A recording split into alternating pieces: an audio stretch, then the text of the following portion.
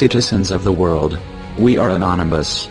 We have recently been hearing some queries as to why the Muslim Brotherhood have become targeted by our attacks. Feeling that it is in the interests of the people whom we aim to empower, we see no harm in giving these queries sufficient answer. That answer will be some of the many reasons why we chose to conduct this operation. So, as a result, we announce the following 3 points. Number 1. There has been a long existing relationship between the pseudo-democracy known as the United States government, and the pseudo-religious but primarily politically motivated organization known as the Muslim Brotherhood.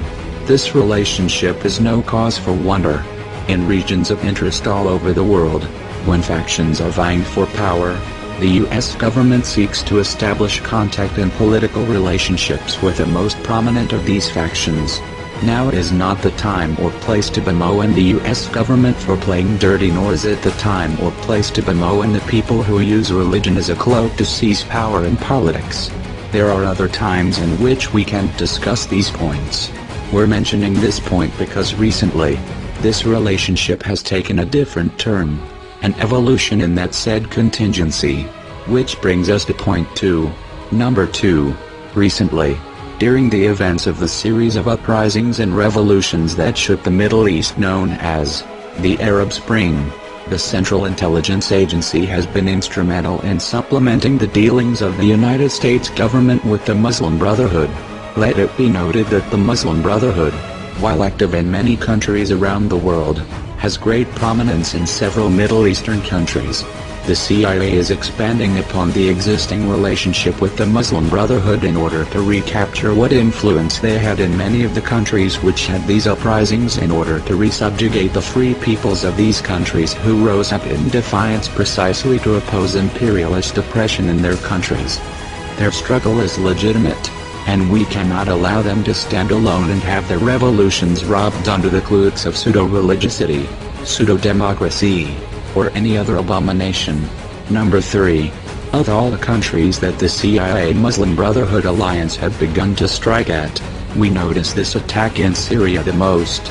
We will not let the control of a revolution started by the people of Syria against a tyrannical ruler, who has his forces killing hundreds of people on a weekly basis, go to an elitist and pseudo-religious political organization who in turn will resubjugate the free peoples of this country to be used as another tool for the corrupted leaders of the United States.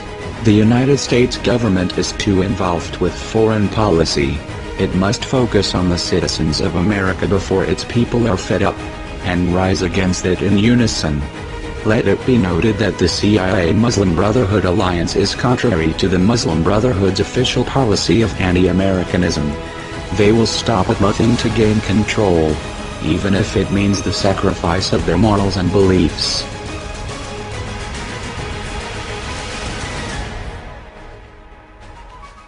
This is a message to the Muslim Brotherhood. We have taken down the websites known as Ikhwan Online and Ikhwan Web, so that you may suffer a partial taste of our fury. If you do not cease your political hypocrisy, you shall find us more than willing to unleash the full extent of our fury on you and your breed of intolerant, hate-filled partners. You may deceive the people in thinking that we're evil. You may deceive the people in thinking that we're satanic. You may spread your lies and your deceit.